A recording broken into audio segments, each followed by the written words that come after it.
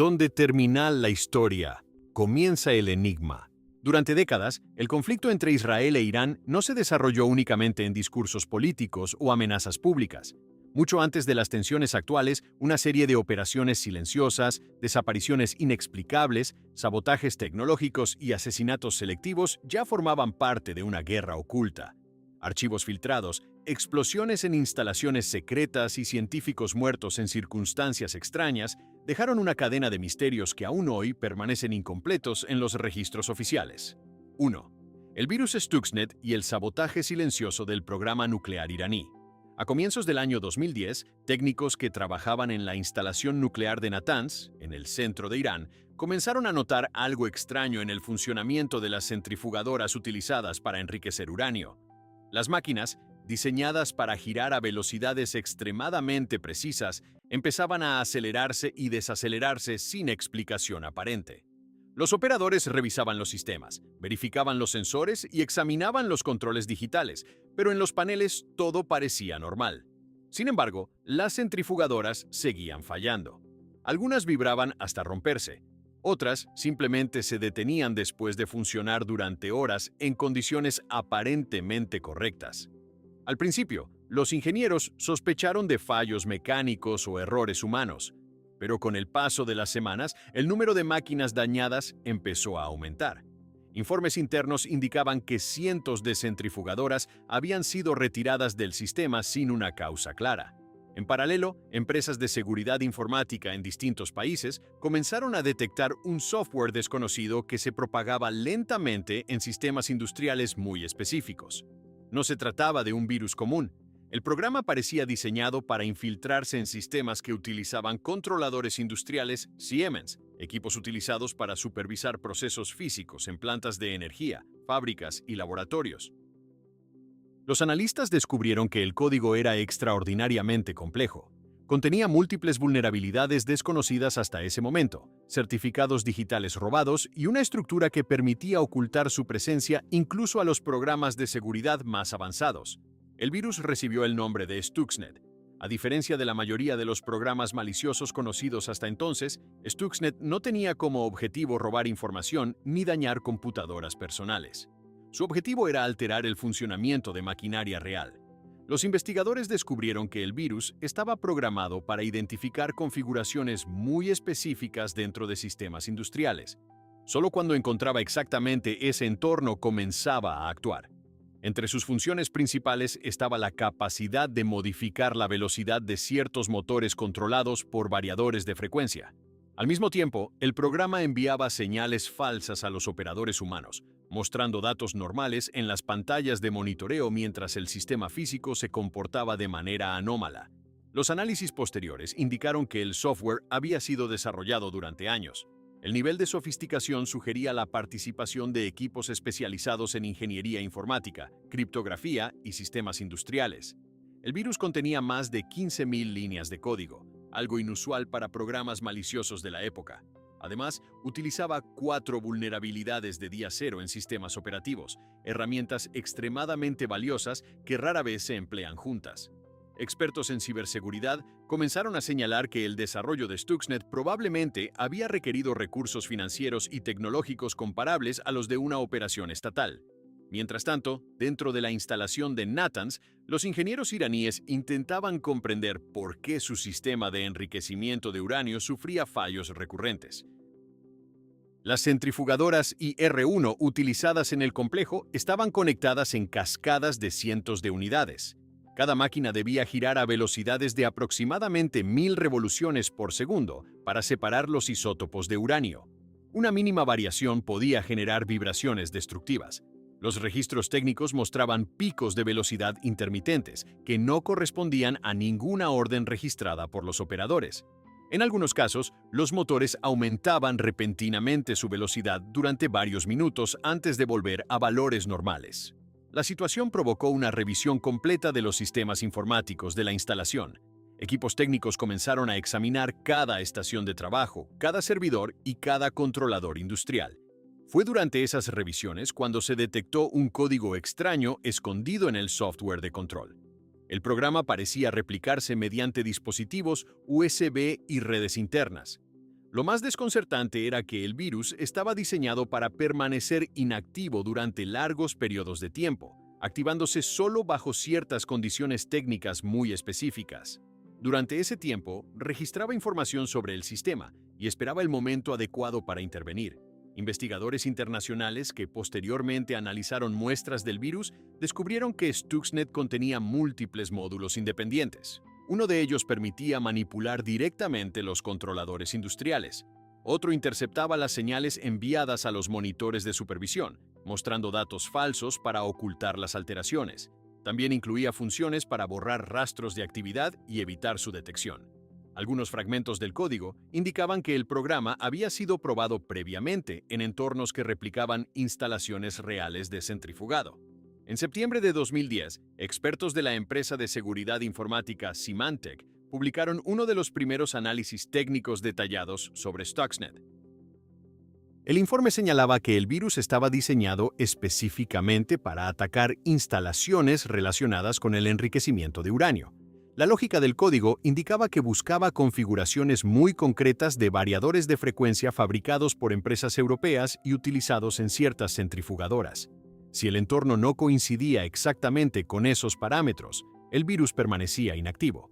A medida que los investigadores profundizaban en el análisis, surgieron nuevas preguntas sobre el origen del software. El nivel de conocimiento necesario para diseñar el ataque implicaba acceso a información técnica extremadamente precisa sobre el funcionamiento de las instalaciones nucleares iraníes. También requería pruebas en entornos industriales similares. Algunos analistas comenzaron a sugerir que el virus podía haber sido desarrollado como parte de una operación secreta destinada a retrasar el programa nuclear iraní sin recurrir a ataques militares directos. En los meses posteriores a la detección de Stuxnet, Irán confirmó que varias de sus instalaciones nucleares habían sido afectadas por un software malicioso. Funcionarios iraníes declararon que el ataque había causado daños en equipos industriales, aunque afirmaron que el programa nuclear continuaba operativo. Al mismo tiempo, expertos internacionales estimaron que aproximadamente 1.000 centrifugadoras habían sido retiradas de servicio en Natanz durante ese periodo. El virus también se propagó accidentalmente fuera de su objetivo original.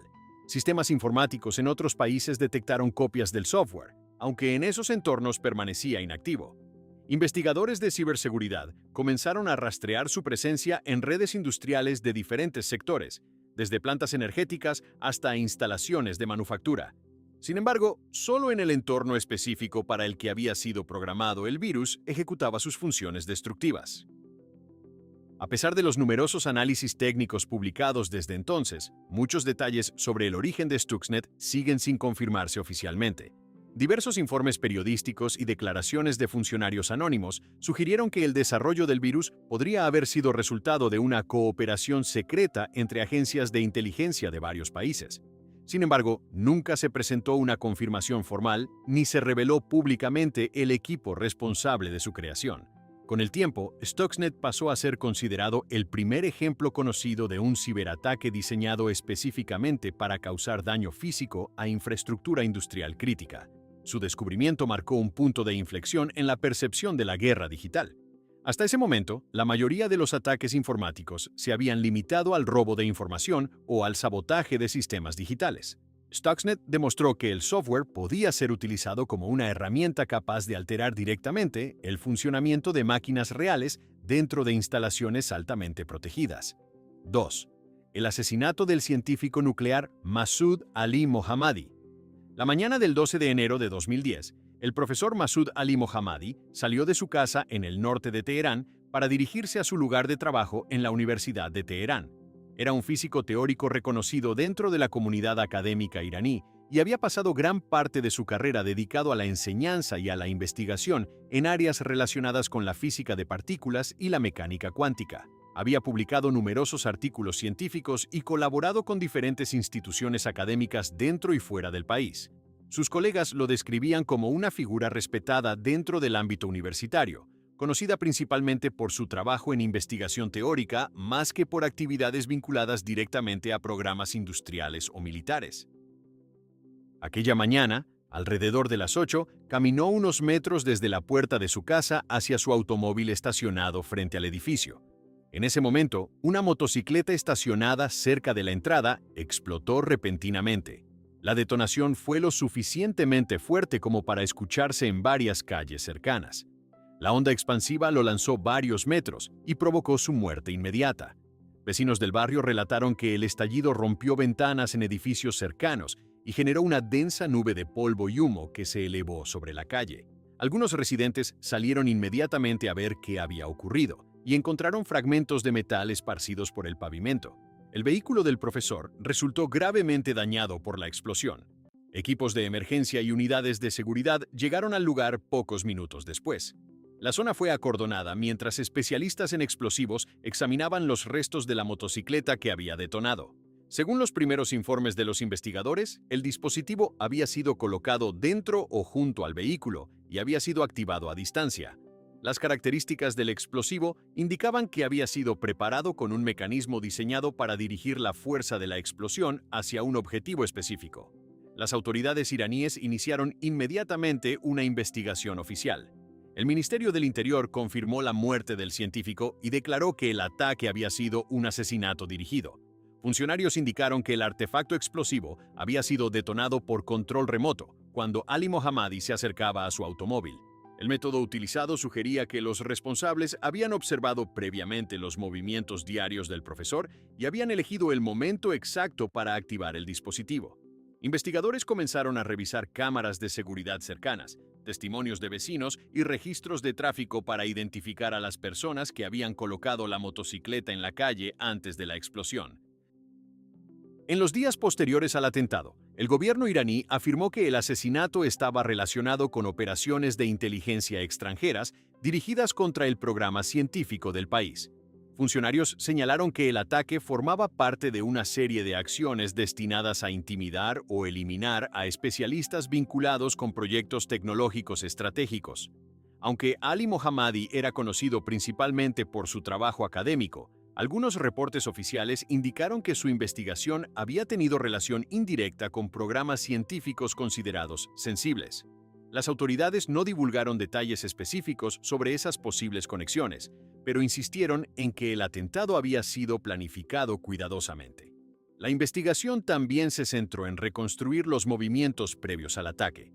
Testigos declararon haber visto una motocicleta estacionada frente al edificio desde la noche anterior. Nadie reportó comportamientos sospechosos en ese momento, ya que el vehículo parecía simplemente otro de los muchos que se estacionaban regularmente en la zona residencial. Los investigadores concluyeron que el artefacto explosivo había sido instalado dentro del vehículo antes de que el profesor saliera de su casa esa mañana. El dispositivo habría sido activado desde cierta distancia mediante un sistema de control remoto. Durante las semanas siguientes, el asesinato generó una fuerte reacción dentro de la comunidad académica iraní. Universidades y centros de investigación organizaron ceremonias en memoria del profesor. Estudiantes y colegas recordaron su carrera académica y su participación en proyectos científicos nacionales. Mientras tanto, las autoridades continuaban examinando posibles conexiones entre el atentado y redes de espionaje que operaban en la región. Investigadores de seguridad revisaron comunicaciones electrónicas, movimientos financieros y viajes recientes de personas que pudieran haber tenido contacto con el científico. A finales de 2010, funcionarios iraníes anunciaron la detención de un sospechoso relacionado con el asesinato. Según declaraciones oficiales, el individuo había confesado haber participado en la operación después de recibir entrenamiento en el extranjero. Las autoridades afirmaron que el sospechoso había sido reclutado meses antes y que había recibido instrucciones para colocar el dispositivo explosivo en la motocicleta utilizada en el atentado. También indicaron que el acusado había sido entrenado en el uso de explosivos y técnicas de vigilancia antes de regresar a Irán para ejecutar el ataque. En las confesiones transmitidas por la televisión estatal iraní, el detenido declaró que había mantenido contacto con personas que se identificaban como miembros de un servicio de inteligencia extranjero. Según su testimonio, había recibido pagos y entrenamiento para realizar el atentado contra el científico. Sin embargo, los detalles completos de esas afirmaciones nunca fueron publicados en su totalidad. El proceso judicial se llevó a cabo bajo condiciones de seguridad estrictas y con acceso limitado a observadores externos. A lo largo de los años siguientes, el asesinato de Masoud Ali Mohammadi pasó a ser considerado el primero de una serie de ataques dirigidos contra científicos vinculados al programa nuclear iraní. Entre 2010 y 2012, varios especialistas en física e ingeniería nuclear murieron en atentados similares en Teherán. Algunos fueron víctimas de explosiones colocadas en vehículos o dispositivos adheridos a automóviles en movimiento. Otros sobrevivieron a intentos de asesinato que utilizaron métodos comparables. Aunque diferentes gobiernos y analistas internacionales han sugerido posibles responsables de estas operaciones, ninguna agencia de inteligencia ha reconocido públicamente haber participado en el asesinato del profesor Ali Mohammadi. Las autoridades iraníes continúan afirmando que el atentado fue organizado por servicios de inteligencia extranjeros con el objetivo de debilitar el desarrollo científico del país. Sin embargo, más de una década después del ataque, muchos de los detalles sobre la planificación, los responsables finales y las circunstancias exactas que permitieron ejecutar la operación siguen sin una explicación pública completa. 3. El misterioso ataque al complejo militar de Parchin, 2011. En noviembre de 2011, una fuerte explosión sacudió el complejo militar de Parchin, una extensa instalación situada a unos 30 kilómetros al sureste de Teherán. El lugar había sido durante años uno de los centros más reservados del sistema militar iraní. El complejo incluía áreas dedicadas al desarrollo de explosivos, pruebas balísticas y proyectos relacionados con tecnología militar avanzada. Debido a su naturaleza estratégica, el acceso estaba estrictamente controlado y gran parte de las actividades que se realizaban dentro de sus instalaciones permanecían clasificadas. La explosión ocurrió en una de las zonas utilizadas por la Guardia Revolucionaria para el desarrollo de armamento. Testigos en pueblos cercanos reportaron haber escuchado un estallido profundo que hizo vibrar ventanas y estructuras a varios kilómetros de distancia. Poco después del incidente, columnas de humo se elevaron sobre una parte del complejo. Equipos de emergencia militares fueron desplegados rápidamente en la zona, mientras unidades de seguridad bloquearon las carreteras cercanas para evitar el acceso de civiles. Las primeras informaciones difundidas por medios iraníes indicaron que la explosión había ocurrido dentro de un depósito militar que almacenaba municiones.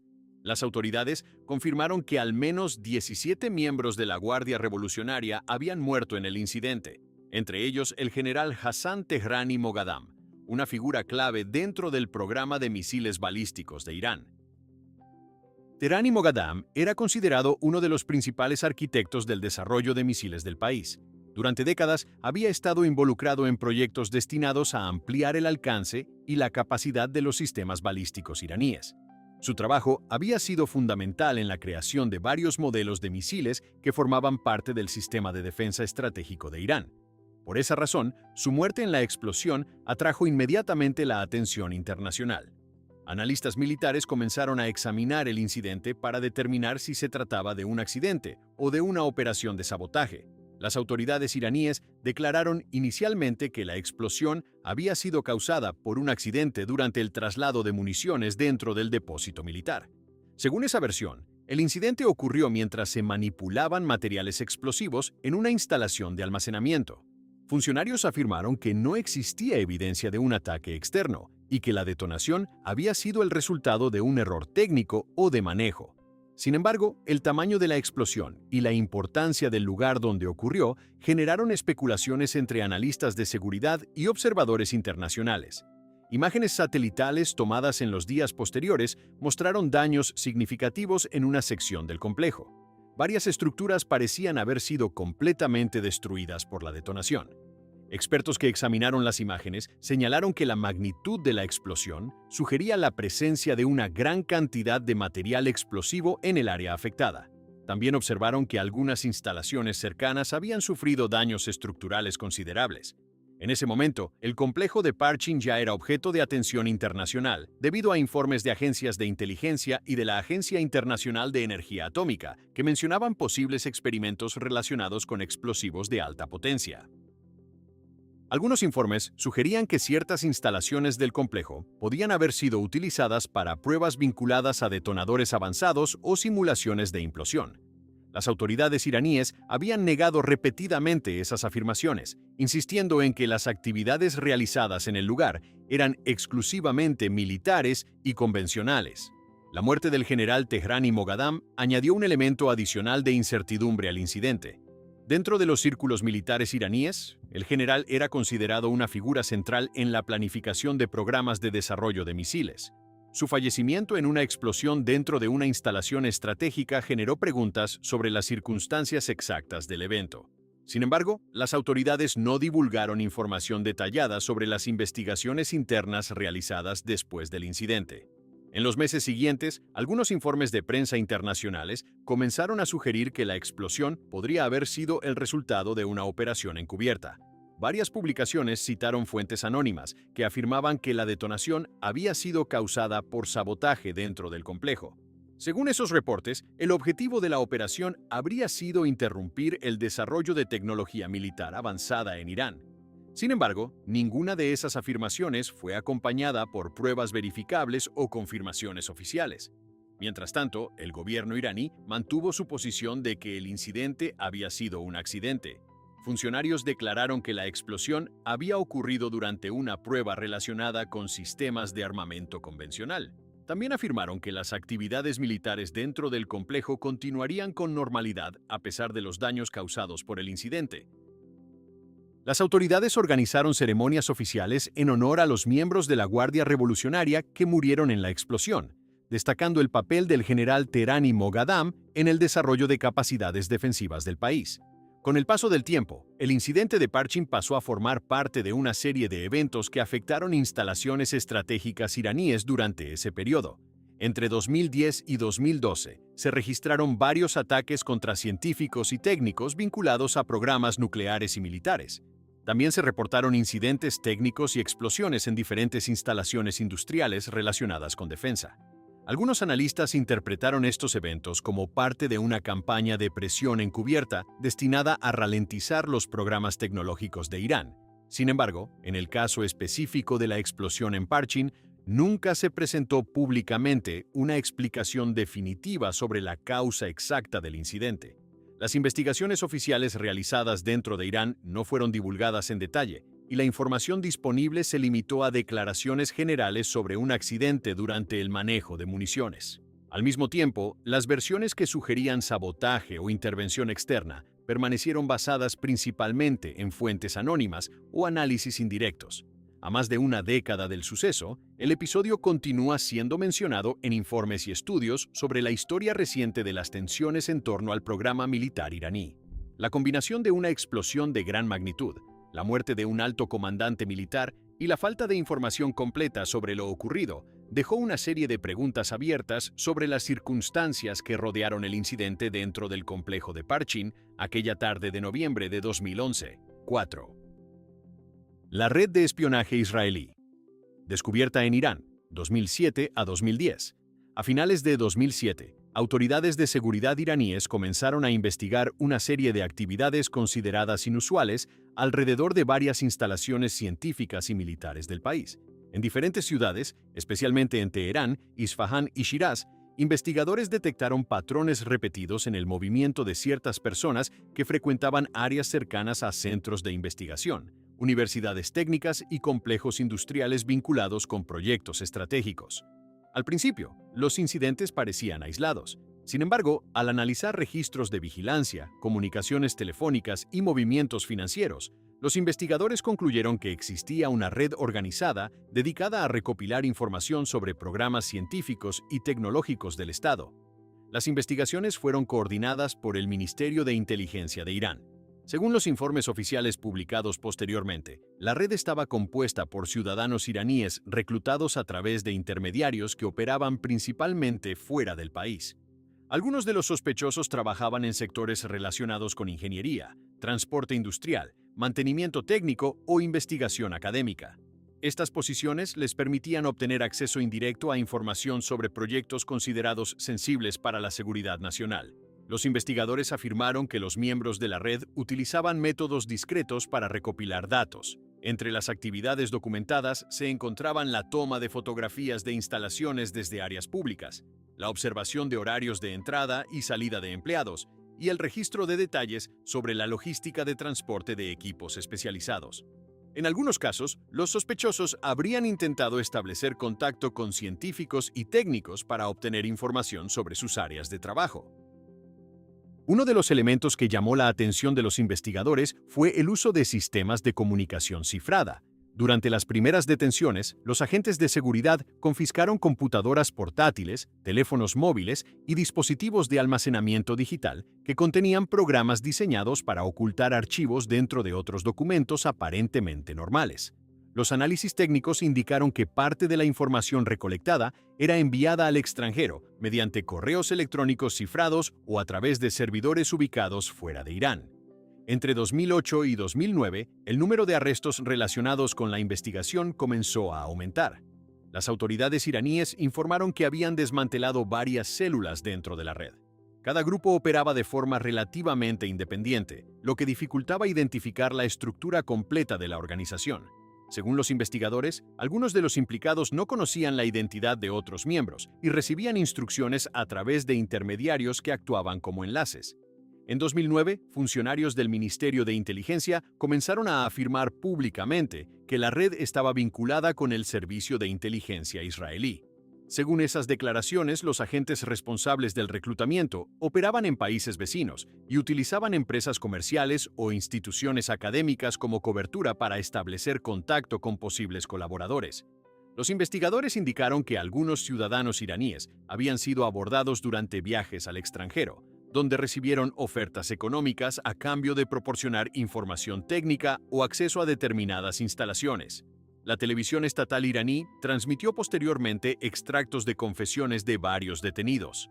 En esas grabaciones, algunos sospechosos declaraban haber sido contactados por personas que se presentaban como representantes de organizaciones extranjeras interesadas en investigación tecnológica.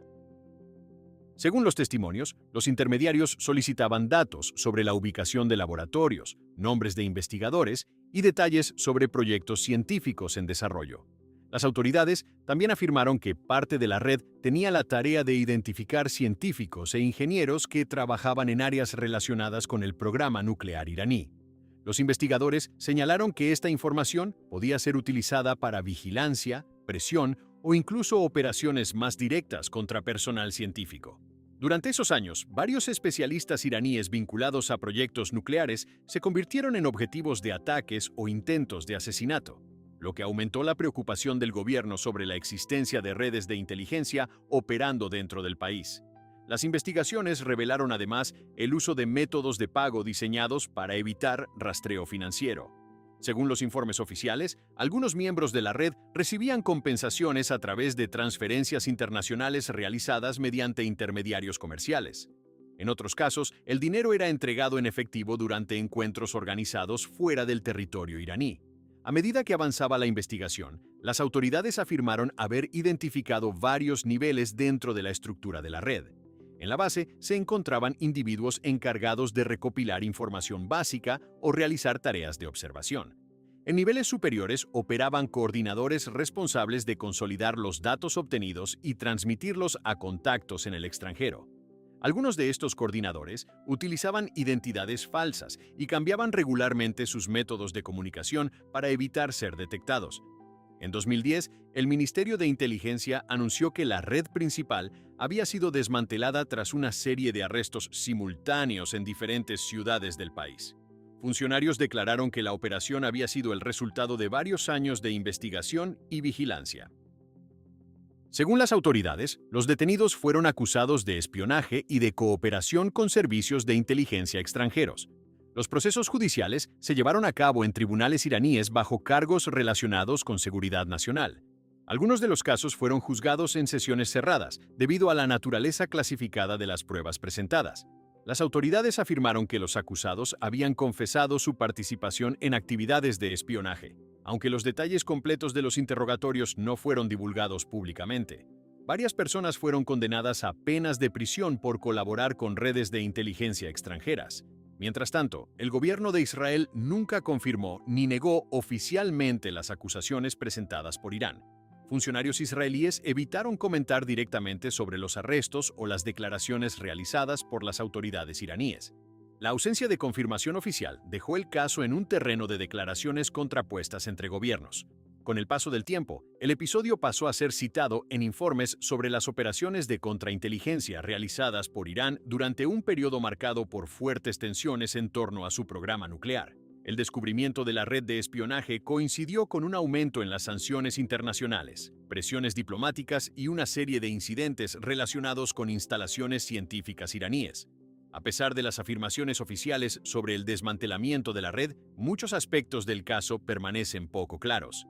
Las autoridades nunca publicaron un informe completo que detallara la estructura exacta de la organización, el alcance de la información obtenida ni la identidad de todos los implicados. Tampoco se reveló públicamente hasta qué punto las actividades de la red lograron penetrar en instalaciones estratégicas del país antes de ser descubiertas. 5. La desaparición del general Ali Reza Asghari. En diciembre de 2006, Ali Reza Asghari, antiguo general del Cuerpo de la Guardia Revolucionaria Islámica y exviceministro de Defensa de Irán, llegó a Estambul en un viaje cuyo propósito nunca fue aclarado completamente.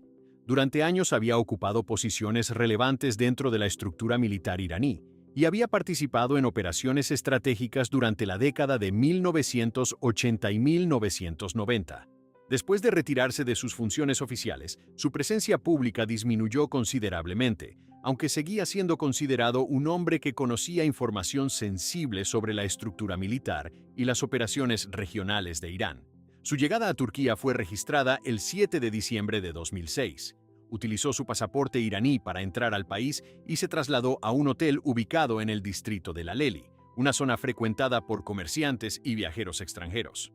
Los registros del hotel confirmaron que Asghari se registró bajo su propio nombre y ocupó una habitación en el establecimiento. El personal del hotel declaró posteriormente que el general parecía tranquilo y que no solicitó servicios especiales durante su estancia. Permaneció en el hotel durante varias horas después de su llegada. En algún momento de la tarde salió del edificio sin informar sobre su destino. Las cámaras de seguridad registraron su salida por la puerta principal, caminando hacia una calle cercana. Esa fue la última vez que se tuvo confirmación visual de su presencia. Cuando pasaron las horas y el general no regresó al hotel, su ausencia comenzó a generar inquietud entre las personas que esperaban contactarlo durante el viaje. Días después, cuando no había regresado a Irán ni había establecido comunicación con familiares o conocidos, el caso empezó a llamar la atención de las autoridades iraníes. Funcionarios informaron que habían perdido contacto con él durante su estancia en Turquía. A partir de ese momento, comenzó una investigación para determinar qué había ocurrido después de que abandonara el hotel. Las autoridades turcas iniciaron revisiones de registros migratorios, cámaras de seguridad y movimientos financieros relacionados con el general. Sin embargo, los investigadores no encontraron evidencia de que hubiera abandonado el país bajo su identidad real. Tampoco se registraron movimientos en sus cuentas bancarias conocidas después de su desaparición. Las cámaras de seguridad en los alrededores del hotel ofrecieron información limitada, ya que muchas de las grabaciones disponibles en la zona no permitían seguir su recorrido más allá de algunas calles cercanas. La desaparición rápidamente atrajo la atención de medios internacionales debido al perfil del desaparecido. Como antiguo viceministro de Defensa, Asghari había estado involucrado en áreas sensibles de la estructura militar iraní. Algunos informes señalaron que durante su carrera había tenido contacto con programas de armamento y con operaciones regionales vinculadas a organizaciones aliadas de Irán en Oriente Medio. Aunque no estaba activo en el gobierno en el momento de su desaparición, su experiencia y conocimiento seguían siendo considerados valiosos desde el punto de vista estratégico. Poco después de que el caso se hiciera público, comenzaron a circular versiones contradictorias sobre lo ocurrido. Algunos informes iniciales sugirieron que Asghari podría haber sido secuestrado durante su estancia en Estambul. Según esta versión, agentes extranjeros habrían organizado la operación para trasladarlo fuera de Turquía con el objetivo de interrogarlo sobre programas militares iraníes. Funcionarios iraníes respaldaron públicamente esta posibilidad y afirmaron que el general había sido víctima de un secuestro internacional. Sin embargo, otros reportes publicados por medios occidentales presentaron una versión diferente.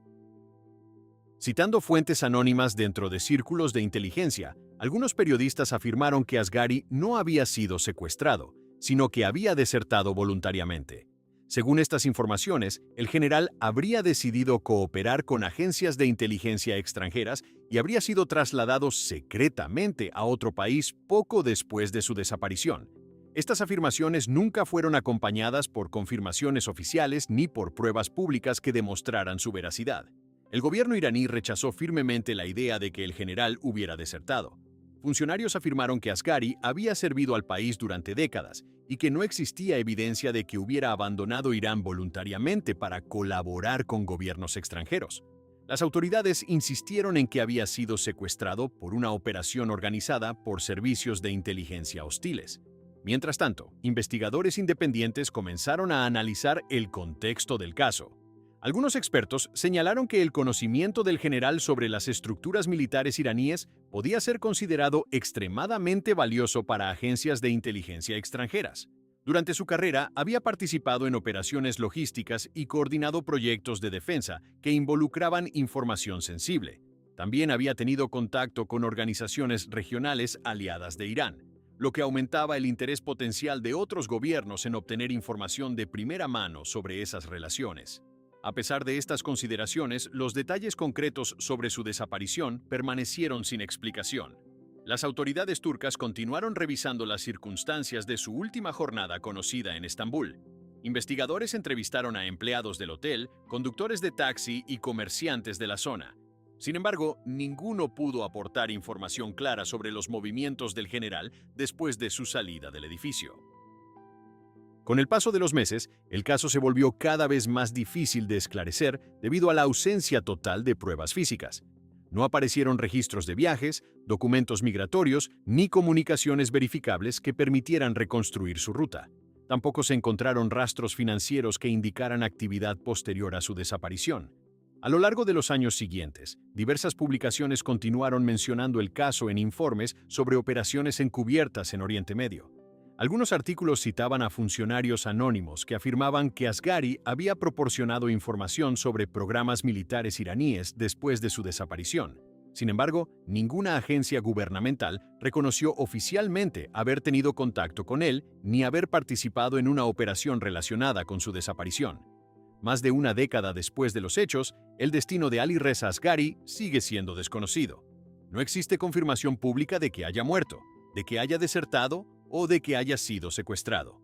Ningún documento oficial ha explicado lo ocurrido después de que abandonara el hotel en Estambul aquella tarde de diciembre de 2006. Su desaparición permanece como uno de los episodios más enigmáticos vinculados a las tensiones silenciosas entre Irán y los servicios de inteligencia extranjeros. 6. El robo del archivo nuclear iraní en Teherán, 2018. En la madrugada del 31 de enero de 2018, un pequeño grupo de operativos penetró en un almacén industrial ubicado en un distrito aparentemente ordinario del sur de Teherán. Desde el exterior, el edificio no llamaba la atención. Era una estructura rectangular con muros de hormigón y una puerta metálica reforzada, similar a muchos depósitos que almacenaban materiales comerciales o archivos administrativos en las zonas industriales de la ciudad. Sin embargo, según información revelada posteriormente, el lugar guardaba una colección extensa de documentos relacionados con el programa nuclear iraní, acumulados durante años y trasladados allí bajo estrictas medidas de seguridad. De acuerdo con informes posteriores, el almacén contenía decenas de miles de páginas de documentos, diagramas técnicos, discos compactos y archivos digitales. Parte de ese material estaba almacenado en cajas dentro de armarios metálicos y en cajas fuertes industriales diseñadas para resistir incendios y accesos no autorizados.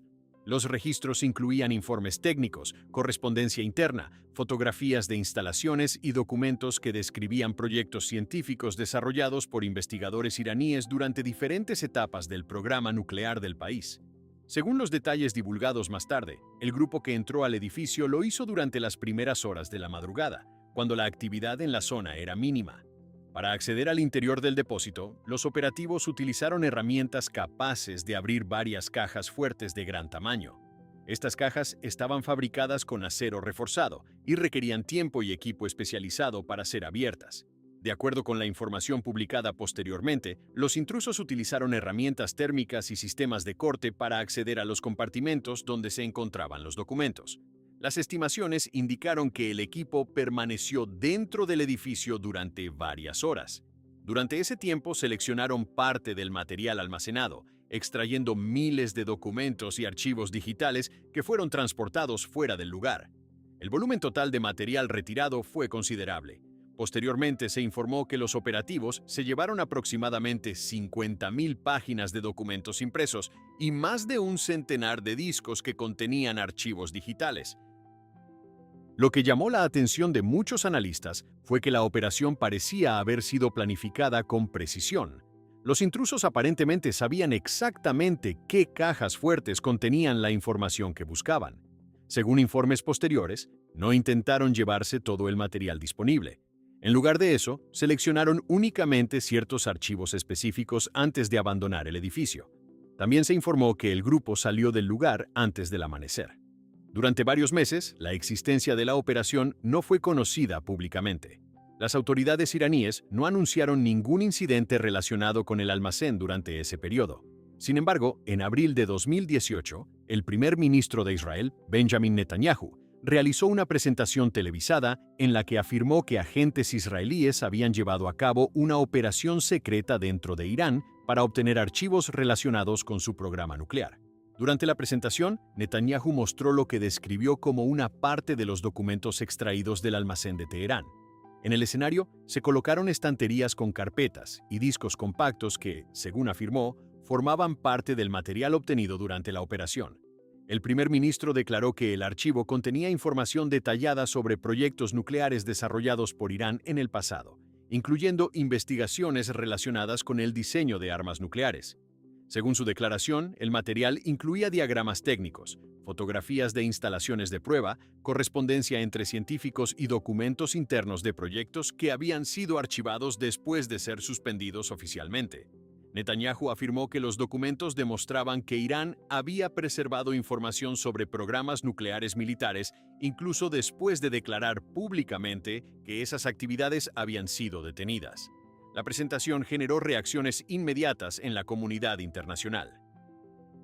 Algunos gobiernos solicitaron acceso a los documentos para analizarlos de forma independiente. La Agencia Internacional de Energía Atómica confirmó posteriormente que había recibido parte del material para examinarlo.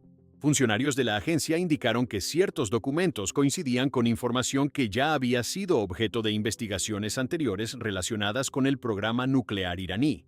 Mientras tanto, las autoridades iraníes rechazaron las acusaciones presentadas durante la conferencia. Funcionarios del gobierno declararon que las afirmaciones eran fabricaciones destinadas a presionar políticamente al país en el contexto de las negociaciones internacionales sobre el acuerdo nuclear. También afirmaron que los documentos mostrados durante la presentación podían haber sido falsificados o sacados de contexto. El episodio atrajo una atención considerable debido a la complejidad logística que implicaba la operación descrita. Analistas de seguridad señalaron que penetrar en una instalación protegida dentro de la capital iraní, abrir múltiples cajas fuertes industriales y transportar grandes cantidades de documentos sin ser detectado requería una planificación detallada y conocimiento previo sobre la ubicación exacta del archivo. También indicaron que la operación debía haberse realizado dentro de un tiempo limitado para evitar ser descubierta por los sistemas de seguridad del lugar. Informes publicados posteriormente por periodistas de investigación afirmaron que los documentos extraídos fueron transportados fuera de Irán poco después de la operación. Según estas versiones, el material habría sido trasladado a través de varios países antes de llegar a su destino final. Sin embargo, los detalles específicos sobre la ruta utilizada o sobre los participantes directos en la operación nunca fueron confirmados oficialmente.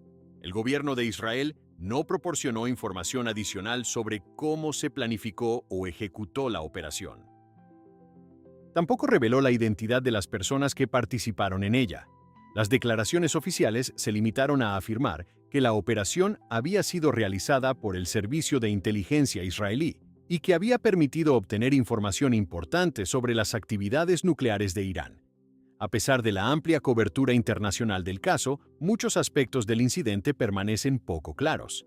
No se ha publicado una descripción completa del archivo que supuestamente estaba almacenado en el almacén de Teherán, ni de todos los documentos que fueron retirados durante la operación. Tampoco se ha explicado públicamente cómo los operativos lograron acceder al edificio sin activar alarmas o ser detectados por los sistemas de vigilancia.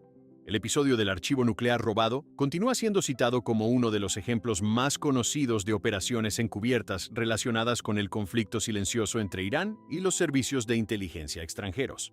La combinación de una infiltración dentro de la capital iraní, la extracción de miles de documentos clasificados y la posterior revelación pública del material dejó abiertas numerosas preguntas sobre cómo se llevó a cabo exactamente la operación dentro del almacén aquella madrugada de enero de 2018. 7. Las explosiones misteriosas en instalaciones militares iraníes, 2019 a 2020. Durante el verano de 2020, una serie de explosiones y incendios comenzó a registrarse en diferentes instalaciones militares e industriales de Irán.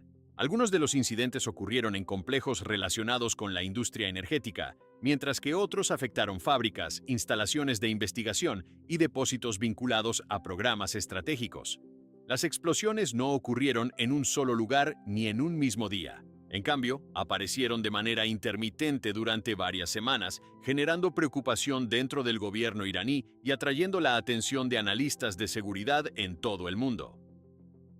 Uno de los incidentes más notorios ocurrió el 2 de julio de 2020 en la instalación nuclear de Natanz, ubicada en la provincia de Isfahán. Natanz era uno de los principales centros de enriquecimiento de uranio del país, y había sido objeto de atención internacional durante años debido a su papel dentro del programa nuclear iraní. Esa madrugada, una explosión seguida de un incendio dañó una de las instalaciones de producción avanzada de centrifugadoras. Fotografías tomadas posteriormente mostraron una sección del edificio gravemente afectada por el fuego, con parte del techo destruido y estructuras internas visibles desde el exterior. Las autoridades iraníes confirmaron que el incidente había causado daños significativos en la instalación, aunque afirmaron que no había víctimas. Inicialmente, funcionarios indicaron que el evento estaba siendo investigado como un posible accidente industrial. Sin embargo, el hecho de que el complejo estuviera relacionado con el desarrollo de centrifugadoras avanzadas generó especulación sobre la posibilidad de sabotaje. Analistas señalaron que la instalación dañada había sido utilizada para producir equipos destinados a aumentar la capacidad de enriquecimiento de uranio. En los días siguientes, otros incidentes comenzaron a aparecer en diferentes regiones del país. En la provincia de Juzestán, una explosión se registró en una planta petroquímica cercana a la ciudad de Mashhad. Poco después, otro incendio afectó una instalación eléctrica en Shiraz. También se reportaron explosiones en una fábrica industrial cerca de Teherán y en un complejo de gas en el sur del país. Aunque algunos de estos eventos fueron atribuidos a fallos técnicos o accidentes industriales, el patrón de incidentes en un periodo relativamente corto llamó la atención de analistas de seguridad. Las autoridades iraníes comenzaron a investigar si algunos de los incidentes podían estar relacionados con operaciones externas destinadas a sabotear infraestructuras estratégicas. Funcionarios del gobierno afirmaron que ciertos eventos mostraban características que no coincidían con accidentes industriales comunes. Sin embargo, los detalles de las investigaciones no fueron divulgados públicamente en su totalidad. El caso de Natanz siguió siendo el más analizado debido a la importancia del lugar dentro del programa nuclear iraní. Expertos que examinaron imágenes satelitales del complejo observaron que el edificio dañado parecía haber sufrido una explosión interna antes de que se iniciara el incendio. Algunas evaluaciones sugirieron que el daño estructural indicaba una detonación ocurrida dentro de la instalación, aunque la causa exacta no fue confirmada oficialmente. Semanas después del incidente, funcionarios iraníes reconocieron que el evento en Natanz había sido resultado de un acto de sabotaje. Sin embargo, no identificaron públicamente a los responsables. Algunos informes publicados por medios internacionales citaron fuentes anónimas que sugerían la posible participación de servicios de inteligencia extranjeros en la operación. Estas versiones indicaban que el objetivo del sabotaje habría sido retrasar el desarrollo de centrifugadoras avanzadas utilizadas en el programa nuclear del país. Mientras tanto, las autoridades iraníes anunciaron que el edificio dañado sería reconstruido y que parte de las actividades relacionadas con el desarrollo de centrifugadoras sería trasladada a instalaciones subterráneas con mayor protección. Funcionarios declararon que las operaciones nucleares continuarían a pesar del incidente. Durante el mismo periodo, otro evento atrajo la atención de analistas de seguridad. En junio de 2020, una explosión iluminó el cielo nocturno cerca de la base militar de Parchin, una instalación que ya había sido mencionada en informes anteriores relacionados con programas de defensa iraníes. Imágenes tomadas desde zonas cercanas mostraron una intensa luz seguida de humo que se elevaba desde el área. Funcionarios iraníes declararon posteriormente que la explosión había sido causada por una fuga de gas en un tanque industrial cercano al complejo militar.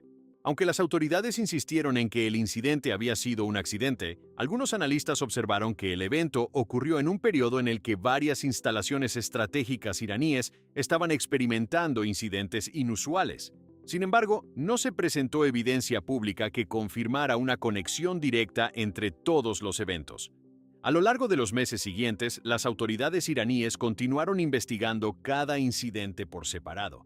Algunos fueron oficialmente clasificados como accidentes industriales relacionados con equipos defectuosos o fallos en sistemas de seguridad. Otros permanecieron bajo investigación sin que se presentara una explicación definitiva sobre sus causas.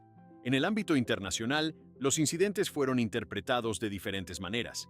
Algunos analistas los consideraron parte de una campaña encubierta destinada a interrumpir o retrasar programas tecnológicos iraníes. Otros señalaron que la coincidencia de varios accidentes industriales en un periodo de intensa actividad económica también podía explicar parte de los eventos.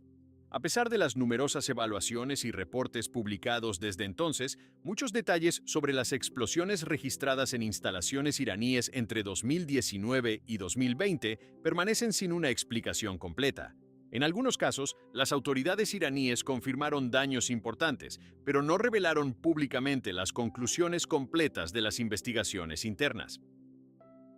La combinación de incendios, explosiones en instalaciones estratégicas y la ausencia de información detallada dejó abiertas numerosas preguntas sobre lo que ocurrió en esos meses dentro de algunas de las infraestructuras más sensibles del país. Durante años, muchos de estos episodios ocurrieron lejos de los titulares y en medio de silencio oficial. Explosiones, desapariciones, archivos robados y asesinatos selectivos forman parte de una confrontación oculta que se desarrolló en las sombras mucho antes de las guerras abiertas que hoy dominan los titulares internacionales.